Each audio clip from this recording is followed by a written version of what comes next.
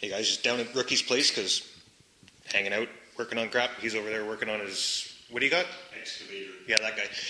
New bearings and motors, I think it was, you were doing? Upgraded motors, track drives, tensioning system. A lot. You know, all in all, probably more entertaining than what I'm doing. I'm putting on the RC4WD Plow that I haven't even got out of the box yet for this video because I'm not smart.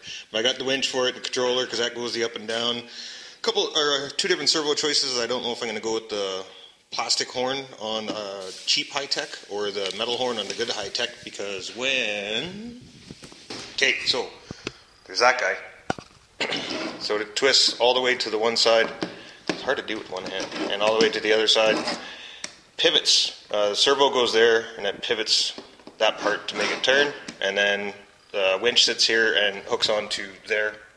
And that raises it up and down, with shocks pushing it against the ground all the time.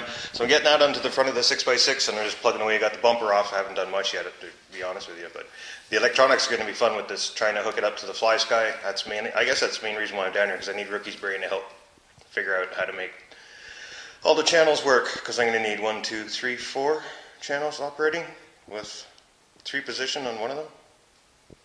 Yeah, good times.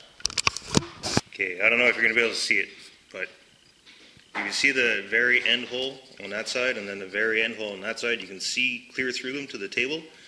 In the center, you can't. So the RC4-wheel drive horn that comes with it has got a slight boomerang shape to it, where if you buy a normal horn for it, it doesn't line up and won't allow you to get it on there comfortably and move the plow back and forth, because I put it on there and it didn't fit quite right, so it's binding up. You can feel it bind inside right at the beginning, or at the end of the servo, like the bearing or bushing or whatever's in there, and it's like, damn it, they got you by the balls, because now I have to order this stupid piece that comes off. And ordering that doesn't come in the kit, so it only fits their servo. So you either have to buy their servo or the piece. Now I have to wait to finish this build until I get that piece. Okay, trucking along as it were. Got the RC4-wheel drive winch in there, just a little guy, the 9.5 I think it's called or something. High-tech waterproof servo. Now I did just say, and I'm keeping it in there just to keep length of the video a little bit longer because I haven't recorded much, but we got this guy, or I finally got this guy in there by moving these points out, and then I was able to get 180 degrees out of each rod, so it was able to move this forward just enough so it sat on there without binding. So that's good to go now. That's feeling good. The winch, I don't think the hook's going to go through that little end that they got going on there, so I'm going to have to undo that, get that on there. Rookie's working away on the controller. We got 4 things plugged in so far. Still got a light to go. Get all that plugged in, get the remote programmed, and we should be able to give it a quick little test. And don't know if it's still snowing out, but maybe even an actual test.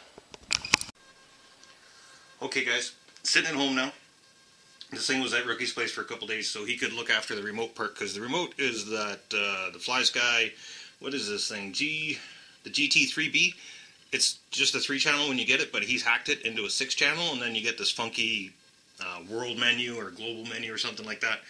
And it's a little bit much more difficult to use, but so he did it for me, so he's got the programming all done for the remote to make this thing operate. So we still got steering. The body's not on quite right, so I'll just throttle it a touch just to show it's working.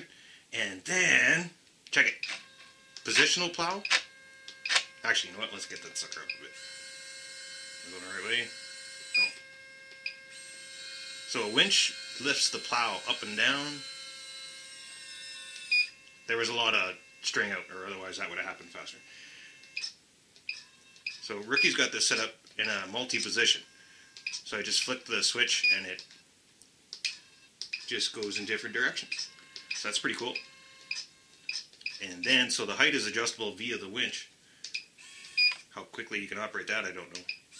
We can let that sucker rest all its weight on the ground. Shocks are pushing it down. Lift that up. Put her down. Winch goes up, winch goes down. Winch goes up, winch goes down. Or plow goes up, plow goes down. Okay, I ruined that joke. Sorry. But yeah, pretty sweet, eh? Can't wait for the Ice Road Truckers. It snowed in Calgary, but the snow went away again. Oh, wait, there's more.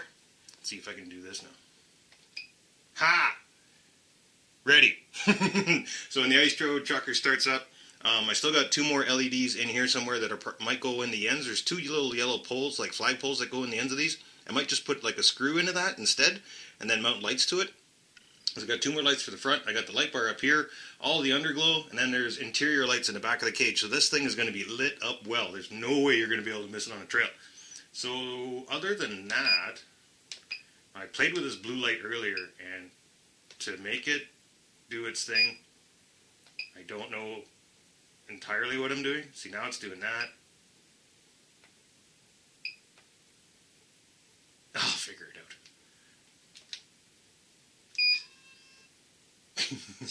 Oh, anyways, what was I saying? Yeah, it's going to be lit up great. It's going to look fantastic. Can't wait to try the Ice Road Truckers thing. It's going to be pretty cool. That is awesome. Okay, yeah, so it's going to be sweet. The only thing I'm worried about, here, I'll show you. Well, I guess 2 things, kind of. Just a second. Okay, so it's a double-armed.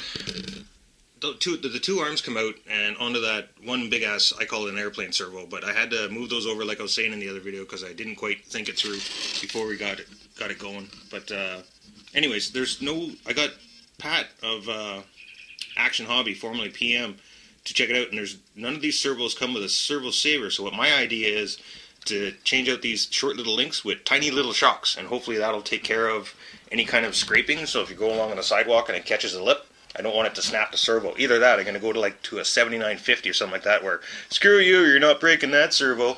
Then other than that, I may not be heavy enough, but I can always add weight to it. That's not a big deal. But yeah, I can't wait for it to snow again here in Calgary, and this thing's going to be awesome.